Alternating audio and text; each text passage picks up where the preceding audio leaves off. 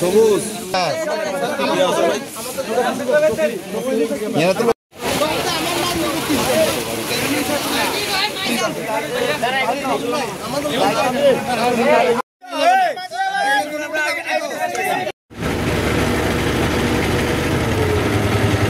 বেশ ফুলগাজী এবং পরশুরাম উপজেলার অধিকাংশ এলাকায় প্লাবিত হয়েছে। বন্যায় ক্ষতিগ্রস্ত হয়ে আশ্রয়কেন্দ্রে অবস্থান নিয়েছে। তাদের জন্য আমরা কিছু খাবার নিয়ে এসেছি, তৈরি খাবার, রান্না করা খাবার, সেটা আমরা সরবরাহ করার জন্য মধ্য ধনিয়াকুণ্ডা প্রাথমিক বিদ্যালয় আশ্রয়কেন্দ্র যেটা রয়েছে সেখানে আমরা যাচ্ছি।